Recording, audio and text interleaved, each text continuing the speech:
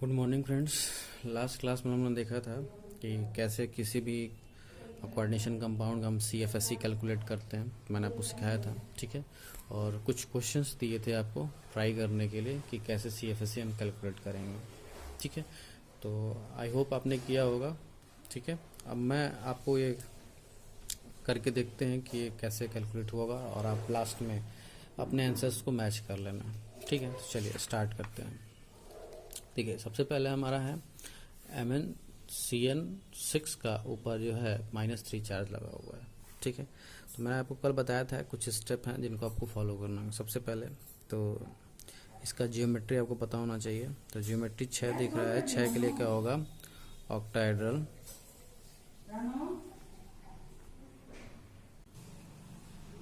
ठीक है। उसके बाद हम लिगेंड्स SN है तो SFL हो गया हमारा, ठीक है। और उसके बाद हम क्या करेंगे, इसका ऑक्सीडेशन नंबर निकालेंगे तो आएगा +3, ठीक। और उसके बाद हम क्या करेंगे, कॉन्फ़िगरेशन, जिससे हमें पता चलेगा कि डी में कितने ऑर्बिटल हैं, डी में ऑर्बिटल हैं कितने इलेक्ट्रॉन उस ऑर्बिटल में है। तो Mn का होता है 25, तो 1s2 2s2 2p6 3s2 3p6 4s, ध्यान रखना कि 4s2 और 3d5, ठीक है। टोटल 25, जिसमें से 3 निकलना है तो 2 यहाँ से निकलेगा और 1 यहाँ से निकलेगा। तो डी में 3D में 4 इलेक्ट्रॉन्स दिखेंगे, ठीक। अब हमको पता है कि यहाँ स्प्लिटिंग होना है। स्प्लिटिंग कैसा होगा, ऑक्टाहेड्रल के हिसाब से, मतलब ऑन द एक्सिस रिपल्सन ज़्यादा होगा, मतलब ऑन द एक्सिस ऑर्बिटल ऊपर जाएंगे और बाकी नीचे आएंगे। तो अब थोड़ा सा इस क्वेश्चंस को तेज करते हैं ताकि टाइम हमें कम लगे, ठीक है। तो मैं यहाँ पे करता हूँ, ऑन द एक्सिस ऊपर चला गया और ये हो गया बिटवीन द एक्सिस वाले, dxy dy zx dx square -y square dz square, ये हो गया आपका dx square -y square dz square dxy dyz dzx, ठीक है। अब 4 इलेक्ट्रॉन रखने हैं, लेकिन हमारा लिगेंड कैसा SFL है। SFL मतलब ये गैप क्या होगा, ज़्यादा होगा, ये गैप ज़्यादा होगा। ये हो गया आपका +3/5 डेल्टा नॉट, ये हो गया -2/5 डेल्टा नॉट, इसको बोलोगे T2G, ये हो गया EG। तो 4 इलेक्ट्रॉन है तो पहले सिंगल।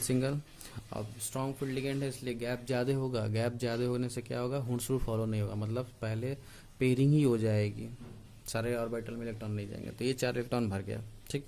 अब इसका हमको CFSE कैलकुलेट करना है, ठीक है। तो CFSE कैलकुलेट करोगे, कैसे करोगे, कैसे सिखाया था। तो पहले ये कोई नहीं है तो 0 3/5 डेल्टा नॉट -2/5 डेल्टा नॉट, कितने इलेक्ट्रॉन है 4 तो इंटू 4, ये हो गया -8/5 डेल्टा नॉट और ये हो गया -1.6 डेल्टा नॉट।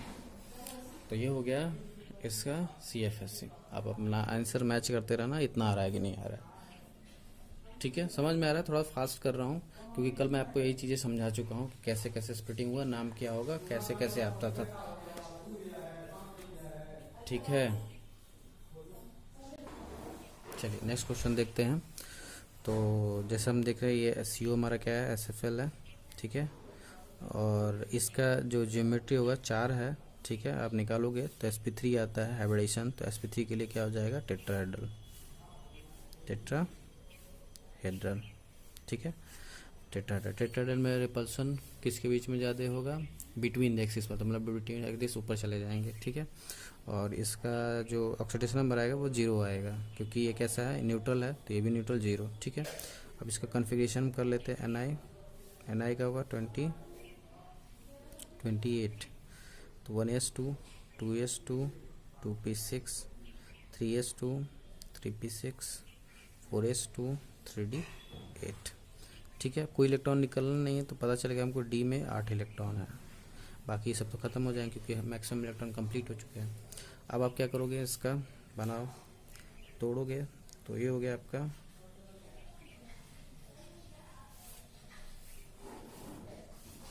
ठीक, ये टूटेगा। अब ध्यान रखना है कि टेट्राहेड्रल स्प्लिटिंग है तो ऑन द एक्सिस वाले नीचे होंगे और बिटवीन द एक्सिस वाले ऊपर होंगे। तो 3 ऊपर हो गया, 2 नीचे।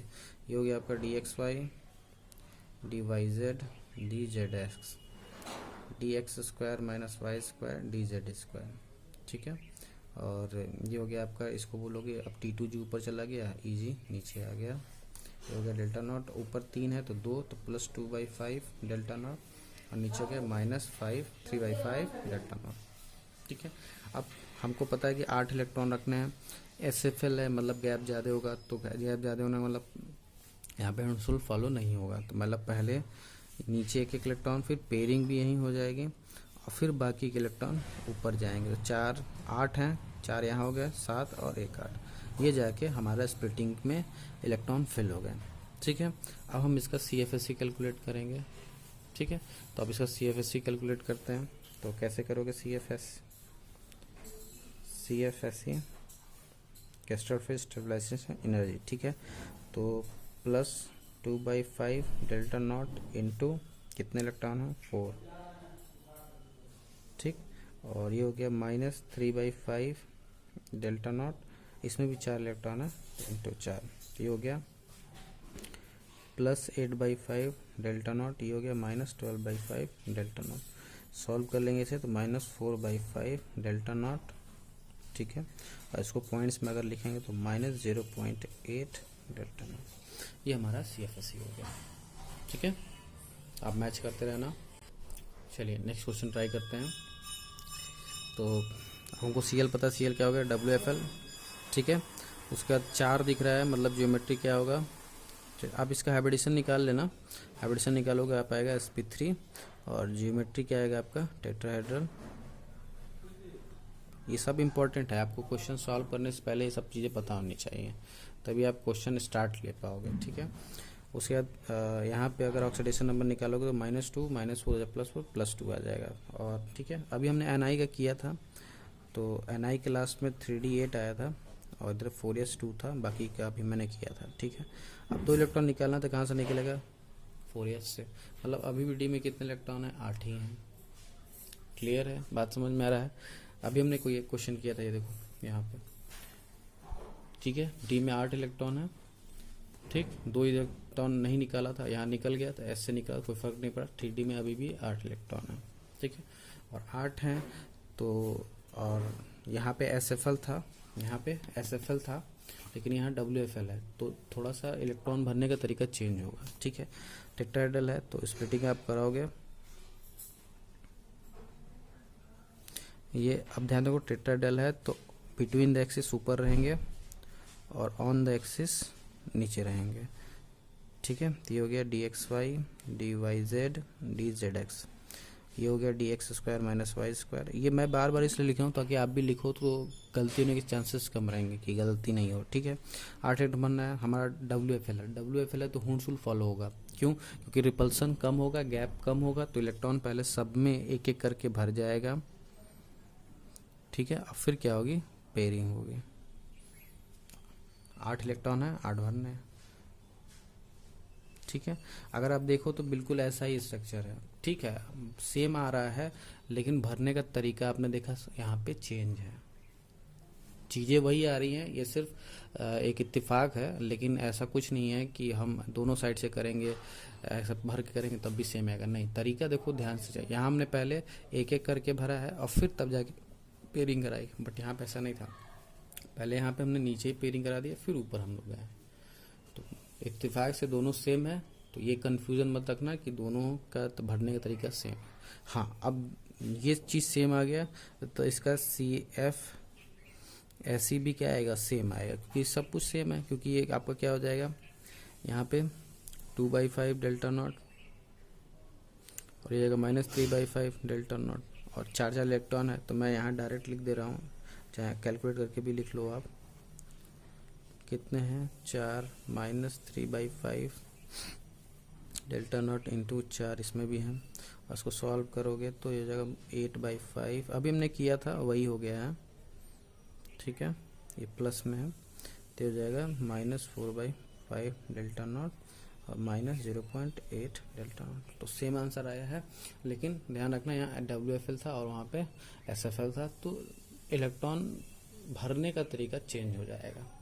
ठीक है, चलिए नेक्स्ट क्वेश्चन ट्राई करते हैं। अब देखो हमारा EN है, EN N सिनॉक्स N मतलब SFL हुआ, ठीक है, और इसका 0 तो Cr का +3 ऑक्सीडेशन नंबर होगा, और EN बाइडेंटेड है तो 6 डेंटिसिटी रखेगा, और 6 डेंटिसिटी की जियोमेट्री क्या हो जाएगा, ऑक्टाहेड्रल। आप निकाल के चाहो तो देख सकते हो, हाइब्रिडेशन निकालना, हाइब्रिडेशन से आपको क्लियर हो जाएगा। ठीक है, मैं डायरेक्ट लिख रहा हूँ ऑक्टाहेड्रल। ठीक है, अब हम क्या करेंगे, क्रोमियम है तो कॉन्फ़िगरेशन 24, ध्यान रखना क्रोमियम एक्सेप्शन है तो यहाँ पे कॉन्फ़िगरेशन थोड़ा सा चेंज रहता है। 4s 2 ना होके 1 3d 5 होता है, ये कॉन्फ़िगरेशन होता है, एक्सेप्शन है। और 3 इलेक्ट्रॉन निकलना तो एक यहाँ से निकलेगा, 2 यहाँ से निकलेगा, तो 3d में इसके पास 3 इलेक्ट्रॉन होंगे, एक यहाँ और 2 यहाँ, तो 3 बचा, 2 निकलेगा तो 3 इलेक्ट्रॉन है। 3 इलेक्ट्रॉन है, SFL है, ऑक्टाहेड्रल है, तो ऑन द एक्सिस वाले ऊपर होंगे,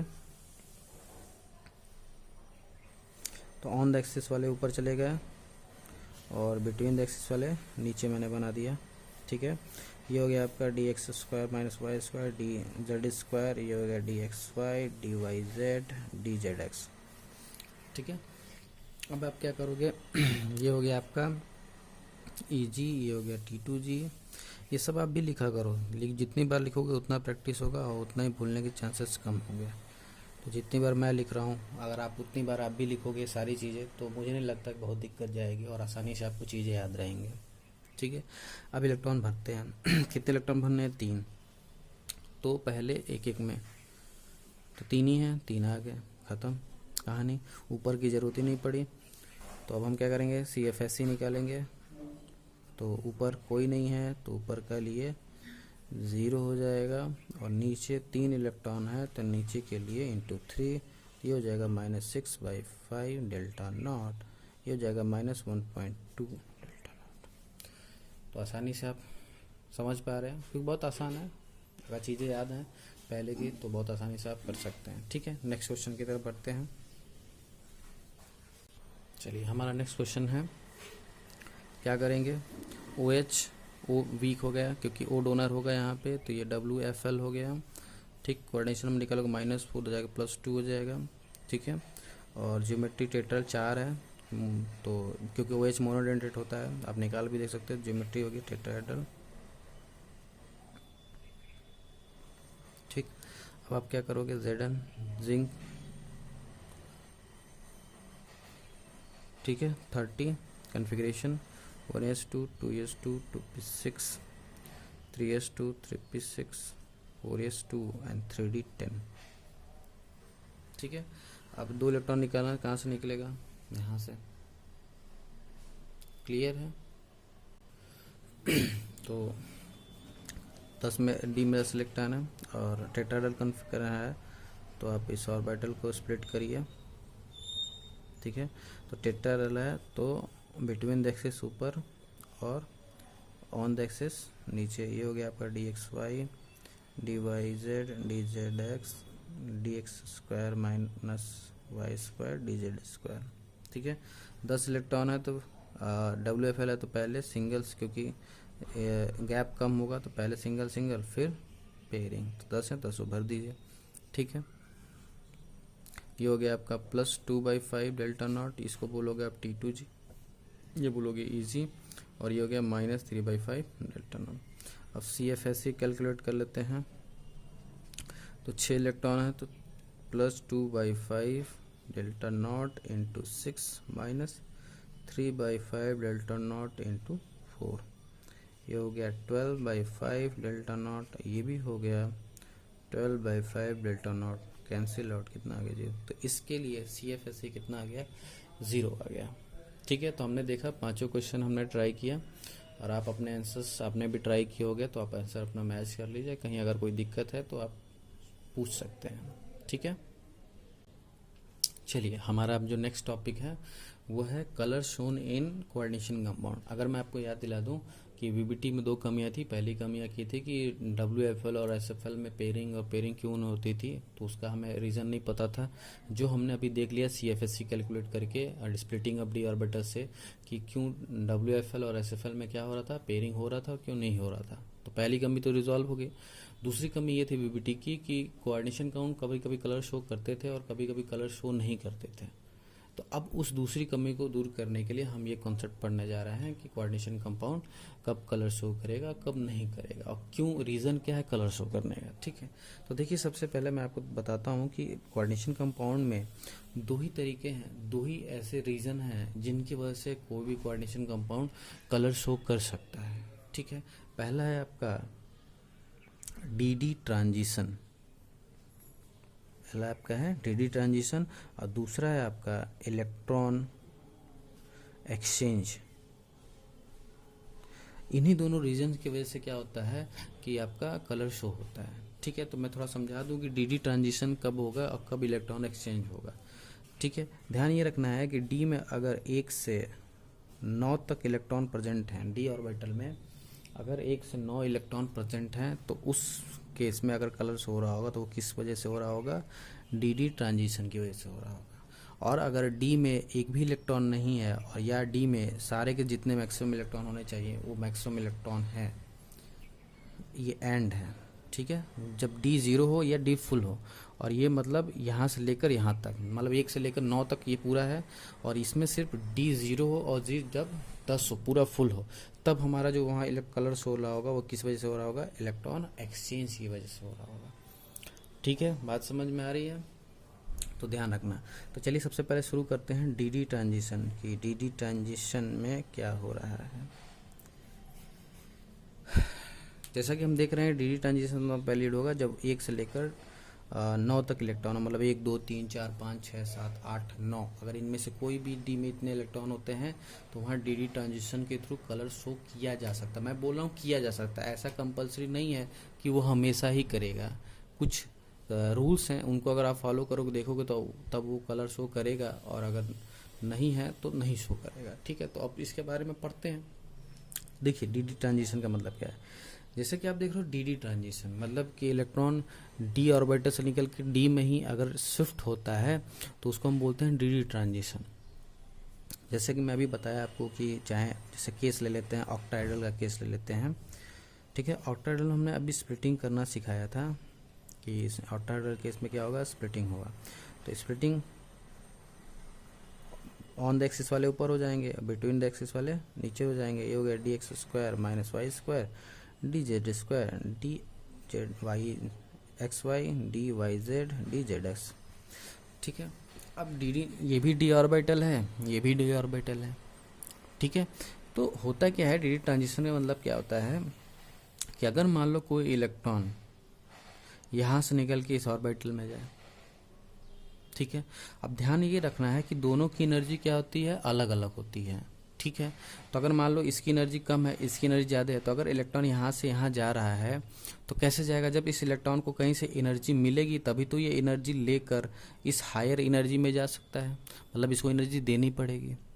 ठीक, तो इस केस में आपको प्लस ई का मतलब एनर्जी देना पड़ा, तब इलेक्ट्रॉन यहाँ छोड़ के यहाँ गया।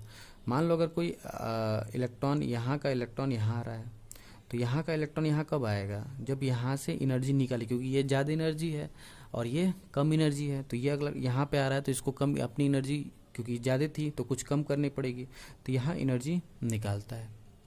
ठीक है, तो अगर देखो जब इलेक्ट्रॉन एक्सचेंज हो रहा है, मतलब यहाँ से यहाँ जाए, यहाँ से यहाँ जाए, तो एनर्जी चेंज हो रही है। एनर्जी या तो निकल रही है जिसको आप इमिट होना कहते हो, एनर्जी रिलीज होना कहते हो, और दूसरे में एनर्जी देनी पड़ रही है, मतलब यहाँ एनर्जी एब्जॉर्ब हो रहा है। तो दो केस हो रहे हैं, एक बार एनर्जी निकल रही है और एक बार एनर्जी एब्जॉर्ब की जा रही है। ठीक है, तो देखो एनर्जी निकलने और एनर्जी दोनों में क्या एनर्जी का चेंज आ रहा है, और एनर्जी बराबर क्या, अगर आपको याद होगा तो hc/λ होता है। मतलब अगर ये स्पीड ऑफ लाइट है और h प्लैंक्स कांस्टेंट है, तो मैं यहाँ कह सकता हूँ कि E is inversely proportional to lambda. Lambda क्या है, वेवलेंथ। लैम्डा क्या है, वेवलेंथ, मतलब एनर्जी जो है वो इनवर्सली प्रोपोर्शनल टू वेवलेंथ है। मतलब अगर एनर्जी चेंज हो रही, बढ़ रही है या चेंज, पढ़ना घटना बाद में, पहले अगर एनर्जी चेंज हो रही हो तो वेवलेंथ भी क्या हो रहा होगा, चेंज हो रहा होगा। पहले मैं आपको ये समझा दूँ, घटना बढ़ना तो बात की बात, पहले ये याद रखो कि अगर एनर्जी चेंज होती है तो वेवलेंथ भी क्या होगा, चेंज होगा। और आपको पता होना चाहिए कि हर कलर का अपना कुछ वेवलेंथ होता है। तो अगर वेवलेंथ चेंज हो रहा है मतलब कलर भी क्या हो रहा होगा, चेंज हो रहा होगा। कुछ बात समझ में आया कि कलर कैसे चेंज होता है? क्लियर है बात? इतना समझ में आ गया? तो ये जरूर याद रखना इंपॉर्टेंट है कि अगर एनर्जी चेंज होगी मतलब वेवलेंथ भी क्या हो रहा होगा, चेंज हो रहा होगा। तो इन कलर चेंज होने का कॉन्सेप्ट समझ में आ गया कि कलर चेंज क्यों हो रहा था, क्योंकि एनर्जी चेंज हो रही थी। ठीक है, अब यहाँ से देख लो, अब घटना बढ़ना क्या, ये बढ़ेगा तो इनवर्सली प्रोपोर्शनल है, तो ये बढ़ेगा मतलब इसको घटना होगा, और ये घटने का मतलब इसको बढ़ना, क्योंकि उल्टा है, इनवर्सली प्रोपोर्शनल है तो एक बढ़ेगा तो दूसरा घटेगा, और एक घटेगा तो दूसरा बढ़ेगा। ठीक है, अब क्वेश्चन ये आता है कि कब ये कलर शो करेगा। तो एक बात ध्यान रखना, नोट करके यहाँ लिख लेना कि coordination compounds will show, will not be, will show color when they have at least one unpaired electron. कोई भी कोऑर्डिनेशन कंपाउंड तभी कलर शो करेगा जब उसके पास कम से कम एक अनपेयर्ड इलेक्ट्रॉन हो। अब अनपेयर्ड इलेक्ट्रॉन का क्यों ज़रूरत है? देखो, अनपेयर्ड इलेक्ट्रॉन थोड़ा अनस्टेबल होता है, जैसे ही इलेक्ट्रॉन पेयर्ड होते हैं ना तो थोड़ी स्टेबिलिटी बढ़ जाती है। बात समझ में आ रहा है? और अगर स्टेबिलिटी बढ़ गई तो डी ट्रांजिशन होने की संभावनाएं क्या हो जाती हैं, कम हो जाती है, चांसेस कम हो जाते हैं। इलेक्ट्रॉन अनस्टेबल होगा तभी या तो यहाँ से निकल के यहाँ जाएगा, चाहे यहाँ से निकल के यहाँ आएगा। बात समझ में आ रहा है? क्लियर है कि इलेक्ट्रॉन तभी डी ट्रांजिशन में जाएगा या एक्सचेंज करेगा जब वो अनस्टेबल हो, और अनस्टेबल कब होगा, जब वो अनपेयर्ड हो। क्लियर है? तो मतलब आपको क्या करना होगा, जब भी क्वेश्चन कोई पूछे कि कलर शो करेगा नहीं शो करेगा, तो आपको देखना पड़ेगा कि उस कोऑर्डिनेशन कंपाउंड की जो डी ऑर्बिटल उसमें अनपेयर्ड इलेक्ट्रॉन है या नहीं। तो इसमें हम कुछ क्वेश्चन करेंगे, ठीक है, कुछ क्वेश्चन करेंगे नेक्स्ट क्लास में, अभी आज नहीं। लेकिन ये तो एक अलग क्वेश्चन हो गया। यहाँ से एक और क्वेश्चन पूछा जाता है कि जैसे देखो यहाँ पे एनर्जी देना पड़ रहा है तो यहाँ पे वेवलेंथ कुछ और होगा, और यहाँ एनर्जी घट रहा है तो यहाँ वेवलेंथ कुछ और, क्योंकि यहाँ की एनर्जी कुछ और होगी, यहाँ की कुछ एनर्जी, इसकी एनर्जी कुछ और होगी, इसकी एनर्जी कुछ और होगी।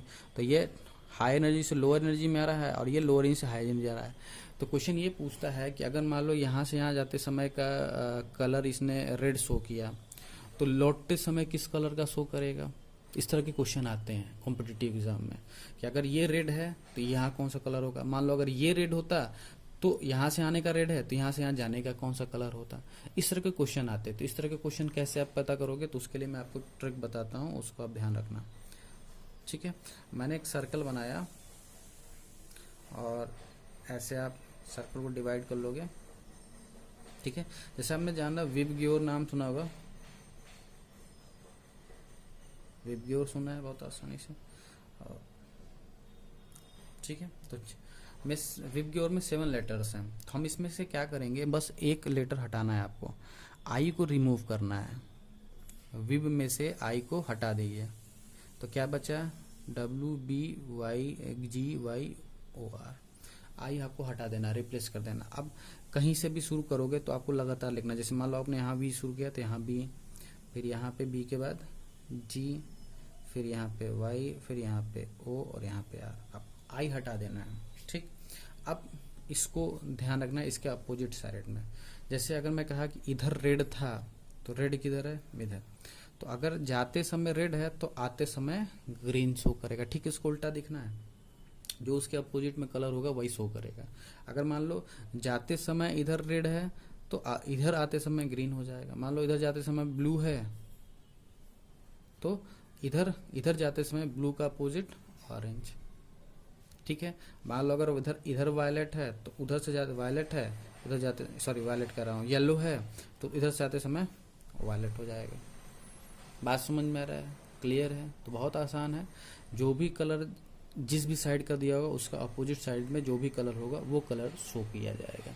तो एक दो टाइप के क्वेश्चन बनते हैं, एक इस टाइप के कि कौन सा कलर शो होगा, ठीक है, और एक कब वो कलर शो करेगा, क्या वो करेगा कि नहीं करेगा। अगर करेगा तब फिर ये आएगा कि हाँ ये कलर शो कर रहा था तो आते समय कौन सा कलर होगा या जाते समय कौन सा कलर होगा। समझ में आ गया? तो अब कलर कैसे कब शो करेगा कब नहीं शो करेगा, कैसे हम चेक करेंगे अनपेयर्ड है कि नहीं है, सब कुछ पहले जैसा ही है। हम नेक्स्ट क्लास में इसके ऊपर कुछ क्वेश्चंस करेंगे और उसी नेक्स्ट क्लास में हम लास्ट में देखेंगे कि इलेक्ट्रॉन एक्सचेंज मेथड क्या है, इसके में दोनों अलग अलग है, कब डी ट्रांजिशन होगा और कब इलेक्ट्रॉन एक्सचेंज होगा। ठीक है, तो अभी तक के लिए इतना ही। Thank you.